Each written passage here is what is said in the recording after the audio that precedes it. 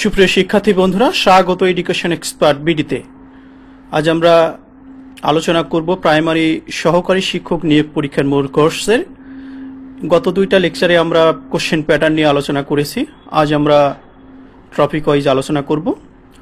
তো চলো প্রথমেই আমরা সংখ্যা তত্ত্ব নিয়ে আলোচনা করব। আর হে বন্ধুরা, তোমরা এখনও যারা চ্যানেলটি সাবস্ক্রাইব করোনি, প্লিজ সাবস্ক্রাইব করে নাও এবং নিয়মিত ভিডিও আপডেট পেতে অবশ্যই বেল আইকনটিতে ক্লিক করতে ভুলবে না।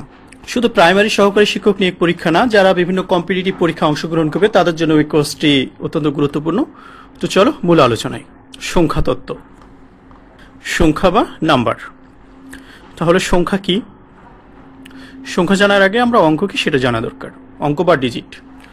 গণিত শাস্ত্রে মোট 10টি অঙ্ক রয়েছে। এগুলো হচ্ছে 0 থেকে 9 পর্যন্ত। 0, 1, 2, 3, 4, 5, 6, 7, 8 এবং 9। মোট 10টি অঙ্ক রয়েছে কয়টা? গণিত শাস্ত্রে। এই 10টা অঙ্ক নিয়ে সংখ্যা গঠিত হয়। সংখ্যা হচ্ছে একের অধিক অঙ্ক নিয়ে, এক বা তার অধিক অঙ্ক নিয়ে গঠিত হবে। যেমন ধরো, একটা অঙ্ক হতে পারে, সংখ্যা হতে পারে। 1 এবং 2 নিয়ে সংখ্যা 12 হয়েছে। তাহলে দেখো তো, অঙ্ককে আমরা একই সাথে সংখ্যাও বলতে পারি, আবার অঙ্ক বলতে পারি।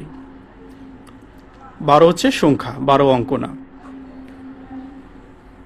তাহলে সংখ্যা এবং অঙ্ক সম্পর্কে আমরা জানলাম। এবার আমরা জানবো সংখ্যার কিছু প্রকার নিয়ে। ধরো তোমাদেরকে বলা হলো 3 অঙ্কের বৃহত্তম সংখ্যা লেখো। তাহলে কি লিখবে? 3টা 9 লিখবে 3 অঙ্কের বৃহত্তম সংখ্যা। 3টা 9 অর্থাৎ 3টা 9 নিয়ে 3 অঙ্কের বৃহত্তম সংখ্যা। এর থেকে আর কোনো 3 অঙ্কের বৃহত্তম সংখ্যা কি হয় যেখানে 3টা ডিজিট থাকবে? হয় না। ঠিক একইভাবে যদি বলে ক্ষুদ্রতর সংখ্যা 3 অঙ্কের, 1 লিখে 2টা শূন্য দিবে, সেটা হচ্ছে 3 অঙ্কের ক্ষুদ্রতর সংখ্যা। ক্ষুদ্রতর সংখ্যা 3 অঙ্কের 100 থেকে 8 ছোট হতে পারে? পারে না। তুমি যদি 3টা 0 লেখো, তাহলে এটা কি রিপ্রেজেন্ট করে? আসলে শূন্য আলাদাভাবে লিখলে কোনো মানই নির্দেশ করে না। সেজন্য 3 অঙ্কের ক্ষুদ্রতর সংখ্যা 1 লেখার পর 2টা শূন্য। আর দেখো, 1 থেকে 9 পর্যন্ত এই অঙ্কগুলোকে বলা হয় সার্থক অঙ্ক, আর শূন্যকে বলা হয়ে থাকে সংখ্যার অভাব জ্ঞাপক অঙ্ক। তাহলে এবার যদি তোমাদেরকে বলা হয় 3 অঙ্কের ক্ষুদ্রতর সংখ্যা এবং 3 অঙ্কের বৃহত্তম সংখ্যার অন্তর কত হবে, অর্থাৎ বিয়োগফল কত হবে, তাহলে 3 অঙ্কের বৃহত্তম সংখ্যা লিখবে 9, 9, 9, 3টা 9। ক্ষুদ্রতর সংখ্যা 1 লিখে 3 শূন্য। এইটার 2টার বিয়োগফল কত হবে? সেটাই 899। ঠিক এরকম অঙ্ক থাকতে পারে যে 5 অঙ্কের বৃহত্তম সংখ্যা এবং 5 অঙ্কের ক্ষুদ্রতর সংখ্যার বিয়োগফল কত। এবার আমরা সংখ্যার কিছু প্রকার দেখি। স্বাভাবিক সংখ্যা। স্বাভাবিক সংখ্যা কি? 0 থেকে 0, 1, 2, 3, 0 বাদ দিলাম। এগুলো হচ্ছে স্বাভাবিক সংখ্যা, এভাবে চলতেই থাকবে। আচ্ছা, স্বাভাবিক ক্রমিক সংখ্যা যদি বলা হতো, স্বাভাবিক ক্রমিক সংখ্যা। ক্রমিক সংখ্যা, স্বাভাবিক ক্রমিক সংখ্যা হবে 1, 2, 3 এভাবে পরপর সংখ্যাগুলো। ক্রমিক কথাটার অর্থ পরপর। ক্রমিক কথাটার অর্থ হচ্ছে পরপর। তাহলে 1-এর পরে 2, 2-এর পরে 3, আবার 3-এর পরে 4, এভাবে 4-এর পরে 5, এভাবে হচ্ছে ক্রমিক সংখ্যা বা পরপর। ক্রমিক সংখ্যা কয়েকভাবে হতে পারে। যেমন এটা হচ্ছে কি স্বাভাবিক ক্রমিক সংখ্যা। আবার যদি আমরা জোড় সংখ্যা লিখি বা বিজোড় সংখ্যা লিখি, ধরো বিজোড় লিখলাম, বিজোড় সংখ্যা। বিজোড় সংখ্যাগুলো কি হবে? 1, 3, 5, 7 এভাবে চলতেই থাকবে। তাহলে ক্রমিক বিজোড় সংখ্যা। তাহলে বিজোড় ক্রমিক সংখ্যা কি হবে? বিজোড় ক্রমিক সংখ্যা, এটা হচ্ছে বিজোড় ক্রমিক সংখ্যা 1, 3, 5, 7। তার মানে 1-এর পর বিজোড় সংখ্যা, তারপরেরটা কত? 3, 3-এর তারপরেরটা কত? 5, 5-এর পরেরটা 7, 7-এর পরেরটা কত? 9, 9-এর পরেরটা কত? 11। তাহলে এটা হচ্ছে বিজোড় ক্রমিক সংখ্যা। আবার যদি জোড় ক্রমিক সংখ্যা বলে, তাহলে কি হবে? তোমরাই বলো।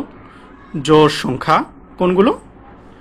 2, 4, 6, 10 এগুলো জোড় সংখ্যা। আবার জোড় যদি ক্রমিক সংখ্যা বলে, জোড় ক্রমিক সংখ্যা কি? জোড় ক্রমিক সংখ্যা তাহলে 2, 2 এর পরে 4, 4 এর পরে 6, 6 এর পরে জোড় কত? 8, 8 এর পরে জোড় 10। তাহলে ক্রমিক কথাটার অর্থ পর পর। পূর্ণ সংখ্যা কি? পূর্ণ সংখ্যাকে বলা হয় ইংরেজিতে ইন্টিজার। ইন্টিজার বা পূর্ণ সংখ্যা। পূর্ণ সংখ্যা হচ্ছে এগুলো শূন্য হতে পারে, ধনাত্মক হতে পারে, আবার ঋণাত্মকও হতে পারে, কিন্তু পূর্ণ সংখ্যা ভগ্নাংশ হবে না। যেমন 0, 1, 5, 7, 1000, 80 এইসব কি পূর্ণ সংখ্যা। এগুলো ঋণাত্মক হতে পারে। -7 এটাও পূর্ণ সংখ্যা হতে পারে, -5, কিন্তু ভগ্নাংশ হবে না। আমরা ভগ্নাংশ নিয়ে আলাদা একটা আলোচনা করব, সেখানে ভগ্নাংশ নিয়ে বিস্তারিত আলোচনা করব। তো এখানে ভগ্নাংশ আমরা কথা বলছি না। মৌলিক সংখ্যা বা প্রাইম নাম্বার, এটা খুব গুরুত্বপূর্ণ। প্রাইম নাম্বার থেকে প্রতি বছরে 2-1টা কোশ্চেন আসে। মৌলিক সংখ্যাগুলো কি? মৌলিক সংখ্যা হচ্ছে সেসব সংখ্যা যেসব সংখ্যাকে এক এবং ওই সংখ্যা ছাড়া আর কোনো সংখ্যা দ্বারা ভাগ করা যাবে না নিঃশেষে, সেটা হচ্ছে মৌলিক সংখ্যা। তাহলে জোড় সংখ্যাগুলো অবশ্যই মৌলিক সংখ্যা হবে না, মৌলিক সংখ্যাগুলো অবশ্যই বেজোড় সংখ্যা হবে। যেমন ধরো 5 লিখলাম আমি, 5কে 5 এবং 1 ছাড়া আর কোনো সংখ্যা দ্বারা কি ভাগ করা যায়? নিঃশেষে যায় না, তাহলে 5 মৌলিক সংখ্যা। আমি যদি 13 লিখি, 13কে দেখো তো 1 এবং 13 ছাড়া অন্য কোনো সংখ্যা দ্বারা ভাগ করতে পারো কিনা? নিঃশেষে হয় না। তাহলে 5, 13 এভাবে 19 হতে পারে, এভাবে 3 মৌলিক সংখ্যা, এগুলো হচ্ছে মৌলিক সংখ্যা। আমি একটু আগে বললাম যে মৌলিক সংখ্যাগুলো সবসময় বেজোড় হবে, জোড় হবে না। কিন্তু জোড়ের মধ্যে শুধু 2 একমাত্র সংখ্যা জোড় সংখ্যা, যেটা মৌলিক। কেন মৌলিক? দেখো, 2কে 2 এবং 1 ছাড়া আর কোনো সংখ্যা দ্বারা ভাগ করে পারো? নিঃশেষে যায় না। সো 2 হচ্ছে প্রাইম নাম্বার। এবার আমরা দেখব সহমৌলিক সংখ্যা বা কোপ্রাইম নাম্বারটা কি। সহমৌলিক বা কোপ্রাইম নাম্বারটা হচ্ছে যদি 2 বা তার অধিক সংখ্যক সংখ্যা থাকে, যে সংখ্যাগুলোর সাধারণ গুণনীয়ক 1 ছাড়া অন্য কোনো গুণনীয়ক সাধারণ থাকবে না, সেটা হচ্ছে কোপ্রাইম। এখন গুণনীয়ক এবং গুণিতক কথাটার জন্য আমরা একটু বুঝি গুণনীয়ক এবং গুণিতক কথাটা কি। যেমন ধরো 12, এই 12 সংখ্যাটার গুণনীয়কগুলো কি কি? যেমন ধরো 12-র গুণনীয়ক, অর্থাৎ 12কে কোন কোন সংখ্যা দ্বারা ভাগ করা যায়। যেমন ধরো 12 দেওয়া যায়,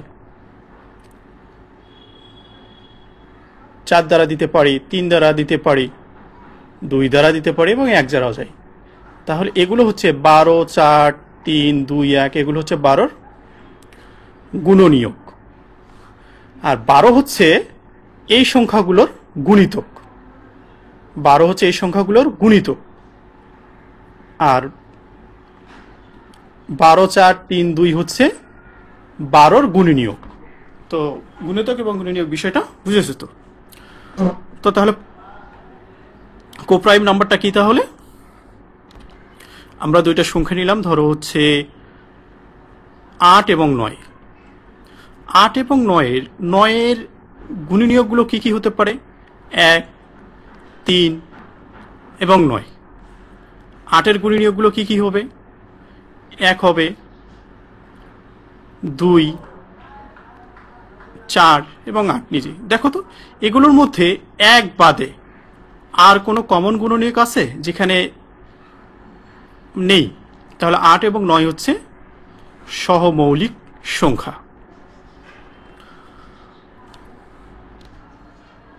এবার আমরা জানবো মূলদ সংখ্যা এবং অমূলদ সংখ্যা। মূলদ সংখ্যা কোনগুলো? মূলদ সংখ্যা মূলত শূন্য, স্বাভাবিক সংখ্যা, প্রকৃত সংখ্যা, সব সংখ্যাই মূলত মূলদ সংখ্যা। যে সংখ্যাগুলো ভগ্নাংশ আকারে প্রকাশ করা যায় এই সংখ্যাগুলো হচ্ছে মূলদ সংখ্যা। যেমন ধরো আমি লিখলাম 5, 5কে ভগ্নাংশ প্রকাশ করো, 5/1 মূলদ সংখ্যা, 3/2 মূলদ সংখ্যা। এখন অমূলদ সংখ্যা কোনগুলো? তোমরা সহজ বিষয়ে মনে রাখবে যে সংখ্যাগুলো পূর্ণ বর্গ নয়, এসব সংখ্যার বর্গমূল হচ্ছে অমূলদ সংখ্যা। যেমন ধরো 2 এর বর্গমূল করলে অমূলদ হবে, 3-এর বর্গমূল করলে অমূলদ হবে, একইভাবে 5-এর বর্গমূল করলে অমূলদ হবে। বর্গমূল বিষয়টা আমরা চলে আসছি, বর্গমূল নিয়ে আলোচনা করবো এবার। চলো, আচ্ছা, বর্গ সংখ্যা কোনটা? যেমন ধরো এ নেই, আমরা এ একটা সংখ্যা, বা এ না, আমরা একটা সংখ্যাই নেই, ধরো যে 5 নিলাম। এই 5-এর বর্গ সংখ্যা কত হবে? 5 5 5-এর উপর বর্গ করো, মানে 5 এবং 5 গুণ করো, কত হয়? 25। 5-এর বর্গ সংখ্যা হচ্ছে 25। আচ্ছা, আবার 6 যদি নেই আমরা, 6-এর বর্গ সংখ্যা কত হবে? 6-এর উপর স্কোয়ার, 6 6 36। ঠিক একইভাবে 25-এর বর্গমূল কত হবে? 5। 36-এর বর্গমূল কত হবে? বর্গমূল 36-এর বর্গমূল কত হবে? 6। তাহলে বর্গ সংখ্যা এবং বর্গমূল বুঝেছো। এবার আমরা বর্গ সংখ্যা থেকে কিভাবে বর্গমূল বের করব আমরা এইটা একটু দেখে নিই। ধরো আমরা একটা সংখ্যা নিলাম, ধরো আমরা একটা সংখ্যা নিলাম, ধরো 256। এটাকে আমরা বর্গমূল বের করব। বর্গমূল ঠিক ভাগফলকের মতোই, কিন্তু একটু তফাৎ আছে। আমরা ডান পাশ থেকে জোড়া ডিজিট চিন্তা করব, জোড়া অঙ্ক, যেমন 5 6 জোড়া, বাকি 2। যেহেতু 2 নেই, একাই, সেজন্য একাই। আচ্ছা, এখন 2কে আমরা ভাগ করব কত দিয়ে? যাই 2কে ভাগ, তার কাছাকাছি 2 দিলে বেশি হয়ে যায়, 2 দ্বিগুণ হচ্ছে 1 নেব। এককে 1, নামে কত? এখন 1-এর ডাবল নেব ওই পাশে, 1-এর ডাবল হচ্ছে 2, মানে দ্বিগুণ। 1 নেমে আসে। ভাগের ক্ষেত্রে আমরা আলাদা আলাদাভাবে নামাই নিতাম, যেমন 5 নিতাম, 5 নামে আসবে, কিন্তু এখানে জোড়া দুটাই নেমে আসবে, 5 এবং 6 একসঙ্গেই নামবে। 56 নিলাম, তাহলে 156। এখন এখানে এমন একটা সংখ্যা নেব, এখানেও এমন একটা সংখ্যা নিয়ে এই সংখ্যাটা দিয়ে এটাকে গুণ করব 156-র কাছাকাছি, বা 156 সমান হবে। কত নেওয়া যেতে পারে? দেখো, স্টারের জায়গায় আমরা যদি 6 নেই, কত হয় দেখো? 6 6 36, 6 2 12 আর 3 15, 156। তাহলে এইটা হচ্ছে বর্গমূল কত? 16। তাহলে 256-এর বর্গমূল হচ্ছে 16। আমার বর্গ নিয়ে একটা লেকচার আছে, তোমরা ওই লেকচারটা পুরোটা দেখতে পারো, এবং সেখানে খুব সহজে শর্টকাটে কিভাবে আরো বর্গ নির্ণয় করা যায়, অনেক বড় বড় বর্গ, সেই লেকচারটা তোমরা দেখে নেবে। তো আমরা বর্গমূল নির্ণয় জানলাম, এটা হচ্ছে ট্রেডিশনাল পদ্ধতিতে। তো মোটামুটিভাবে এই বিষয়গুলো, সংখ্যা নিয়ে যে বিষয়গুলো সংক্ষিপ্ত পরিসরে আমরা খুব গুরুত্বপূর্ণ বিষয়ে আলোচনা করেছি, এর বাইরে সাধারণত কোশ্চেন হয় না। মোটামুটি এগুলো থেকেই আমরা কোশ্চেন সবগুলোই কমন পাবো। তো এবার আমরা দেখি নেই সাধারণত বিগত সালের এই সংখ্যা নিয়ে কি ধরনের কোশ্চেন এসেছিল, সেগুলো আমরা একটু সলভ করি। চলো, যদি এই লেকচারটা তোমরা বুঝে থাকো তাহলে এই সমস্যাগুলোর আমরা সমাধান করব। চলো, যেমন দেখো 2018 সালে সহকারী শিক্ষক নিয়োগ পরীক্ষায়, প্রাথমিক সহকারী শিক্ষক নিয়োগ পরীক্ষায় এই কোশ্চেনটা এসেছিল, 6558-র সাথে কোন ক্ষুদ্রতম সংখ্যা যোগ করলে যোগফল পূর্ণবর্গ সংখ্যা হবে। বিষয়টা দেখো, আমাদের আলোচনার মধ্যেই এই কোশ্চেনটা ছিল। দেখো কত বলছে? 6558-র সাথে কোন ক্ষুদ্রতম সংখ্যা যোগ করলে যোগফল পূর্ণবর্গ হবে। তাহলে দেখো আমরা এটা কিভাবে সলভ করব? বর্গ নির্ণয় করব, ডান পাশ থেকে জোড়া সংখ্যা নেব, তাহলে দুটাই জোড়া 58। আচ্ছা দেখো, 65-র কাছাকাছি ভাগ দেবো কত দিয়ে? 8 8 64, কত নামবে? 1। এখানে 8-এর দ্বিগুণ কত নেব? 16, আবার নামবে কত? 5 8 158। এখানে কাছাকাছি এমন একটা সংখ্যা নাও যেটা গুণ করলে 158 হবে। কি নেওয়া যেতে পারে? দেখো, আমরা যদি 1 নেই কত হয়? 1 নাও, 161, তাহলে কত হয়? 161। কিন্তু আছে আসলে কত? 58। তাহলে 58-র সাথে কত যোগ করতে হচ্ছে দেখো দেখি, 61 হতে গেলে 3 যোগ করো তো এখানে, তাহলে কত হয় 161। তাহলে 161 হচ্ছে, সেক্ষেত্রে বর্গমূল সংখ্যা হচ্ছে 81। তাহলে এই সংখ্যার সাথে কত যোগ করতে হচ্ছে, 3 যোগ করতে হচ্ছে। তাহলে কত হবে 6561। তাহলে আনসার কত 3, দ্যাট মিনস ঘ। তাহলে আমাদের আলোচনার মধ্যেই ছিল। আরেকটা অঙ্ক আমরা দেখি। অঙ্কটা বলা হচ্ছে একটি সংখ্যা 650 হতে যত বড় 820 থেকে তত ছোট, সংখ্যাটি কত? 650 থেকে সংখ্যাটি যত বড়, আবার 820 থেকে সংখ্যাটি তত ছোট। দেখো এই ধরনের অঙ্ক যদি এসে থাকে তাহলে আমরা দুইটা সংখ্যা যোগ করে 2 দ্বারা ভাগ করলে সংখ্যাটা পাবো। প্রত্যেক ক্ষেত্রে এইরকম অঙ্ক হলেই তোমরা এটা করবে সংক্ষিপ্তভাবে। আমরা আরো বিস্তারিতভাবে করতে পারি, কিন্তু তোমরা সংক্ষিপ্তভাবে করবে, যেহেতু খুব অল্প সময়ের মধ্যে আমাদের আনসার করতে হবে। তাহলে কত হয় এটা করে ফেলো। নেক্সট কোশ্চেন আরেকটা দেখি আমরা। তাহলে দেখো আরেকটা কোশ্চেন কি বলছে, 0, 1, 2, 3 দ্বারা গঠিত 4 অঙ্কের বৃহত্তর ও ক্ষুদ্রতম সংখ্যার বিয়োগফল কত? আমাদের আলোচনার মধ্যেই আছে। দেখো 0, 1, 2 এবং 3 দ্বারা গঠিত বৃহত্তর সংখ্যা কি হবে? আগে বৃহত্তর সংখ্যাটা, বৃহত্তর ডিজিট লিখবো 3, বৃহত্তর সংখ্যার ক্ষেত্রে 3, তারপরে ছোট 2, তারপরে ছোট 1, তারপরে 0। এবার লিখবো ক্ষুদ্রতর সংখ্যা 4 অঙ্কের, সবচেয়ে ছোট সংখ্যা আগে। তাহলে এখানে 0 আগে হওয়ার কথা তো, তাই তো?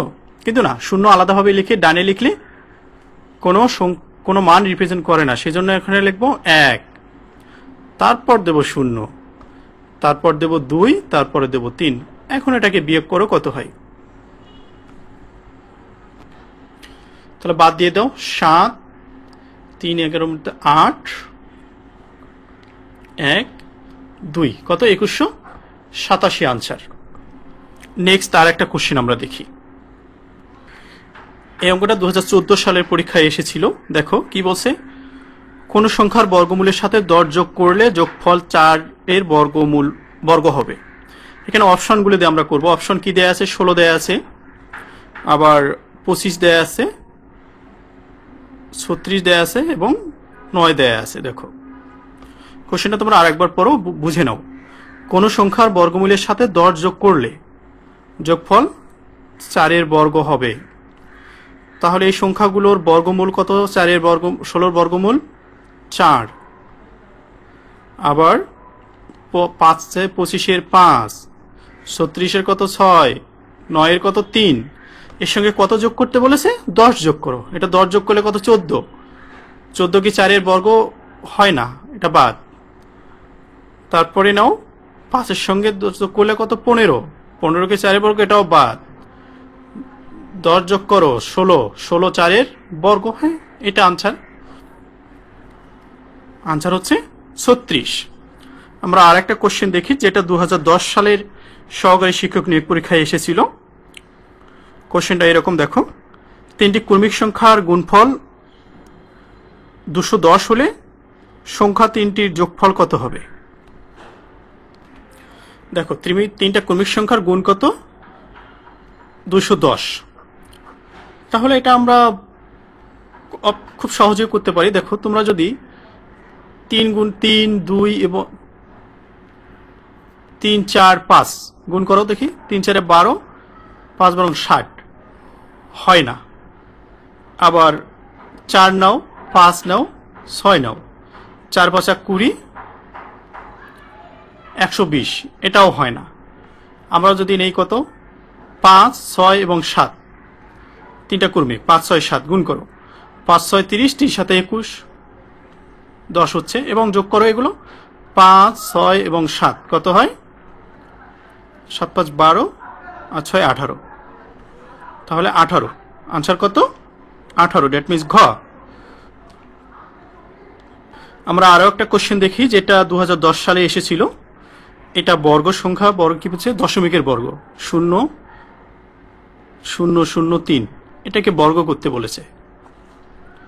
দেখো এইসব ক্ষেত্রে কিভাবে করবে? 0 3, এই তো এটার বর্গক্ষেত্রে ঠিক একই 0 3, এই তো 3 3 কত হয় 9, 0 বাদ দাও, 0 নেই, ধরো 3 3 9, কয়টার ডিজিট পরে দশমিক আছে? 1 2 3, এখানে 3টা, এখানে 1 2 3, তাহলে 6 ডিজিট পর আমরা দশমিক দেবো। 1 2 3 4 5 6 এইখানে দেবো। তাহলে আনসার হচ্ছে এটা। দেখো, তাহলে আনসার হচ্ছে ক।